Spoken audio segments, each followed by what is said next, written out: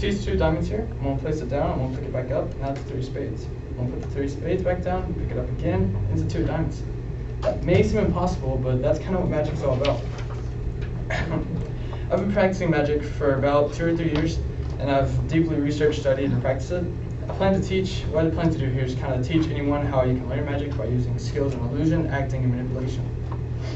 At the very core of magic is illusion, whether it's like smoke and mirrors, sleight of hand, or even like a black hat.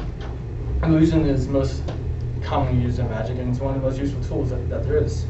It's pretty easy to pick up, but it can be hard to master, and some tricks can take a very long while to learn, especially the more difficult ones, which they can be overwhelming at first, but I think if you put enough time into it, anyone can learn them.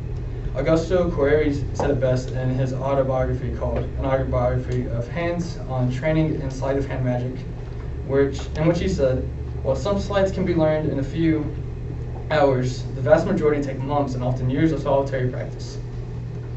My first trick, and possibly my favorite trick, kind of really focused in on this illusion, or the skill in illusion, which it made me pretend to summon the card that you picked. And in reality, all I did was I looked at your card as you picked it, and it's really easy. And to me, it's just a little trick, but to them, it has the illusion of me magically summoning it. Another beginner's move is called card stacking, and that's when it's kind of hard to explain, so I'll just kind of show it. It's when you get one card. In this example, we're going to take my 10 of diamonds, my 10 of hearts here, and then you make it 2 cards. And then you make that 2 cards into 4 cards. And the way you do that is simply putting a card behind the back of another card, and that creates the illusion of you only having 1 card. And the illusion itself is really just all about outsmarting your audience. You're trying to trick others with information they don't have. A good example of this is some people call it the magic hairdryer, or even the magic lighter trick. What you do is you take a piece of paper and write on it with erasable ink. And the thing about erasable ink is, some people don't know this, but it comes off with heat. So whenever you put a lighter to it, the ink kind of disappears off the paper. And it seems magical, but really, it's just science. The purpose of illusion is just to make the audience believe that the only explanation for the events they're seeing is magic. Scientific American put it best in their article called Magic in the Brain, where they said, well-practiced magicians make it virtually impossible to follow the physics of what is actually happening, leaving the impression that the only explanation for the event is magic. It makes a simple trick. To me, illusion is all about making a simple trick becoming an unworldly event to the viewer. Illusion is pretty important, but it's debatably not as important as acting. Acting in magic grabs the viewer's attention, and without it, the best tricks are kind of boring and even bland. Acting, really, you have to kind of put on a show for every trick you do, and you have to pretend like you don't know your illusions that you're doing, or else you could give them away. Another part of the first trick I learned, which I would do, is I would pick the reader's card, and here we're going to say it's the ace of spades, and I would put it in a fist bump like this, and then I would slap it, and then the ace of spades would reappear. And I would do that out of desperation and say, hey, I want to take these 3 cards, and somehow your cards appear in them, well, we're pretty good off.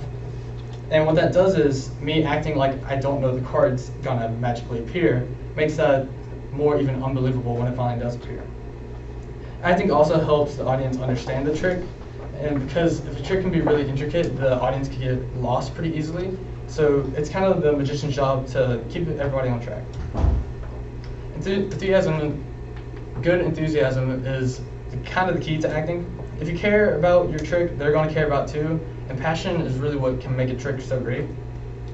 Another good tip is kind of don't script, and if you do write a script, kind of don't stick to it all the times, because your acting should be natural and it shouldn't be the same for every show. For every audience, you should kind of vary up and see what you can do. Another good tip is use humor where you can. A little humor can go a long way, and I think Walter Whitley said it best in his article called Abracadabra, Mastering the Mystique of Magic, when he said, the nature of magic leads itself into humor.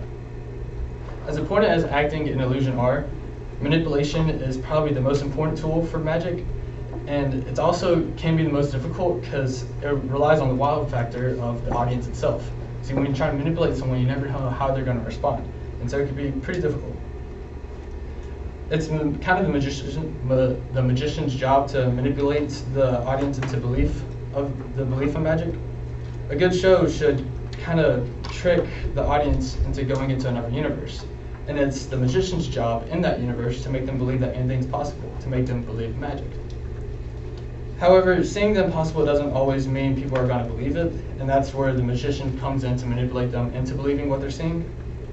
Some people can be harder to manipulate than others, and you can't win over everyone, so you kind of just got to take some losses with manipulation, which is why it's so dangerous. But it's also one of the best, because once you finally can manipulate someone into believing your magic, your reactions are always going to be great and on point.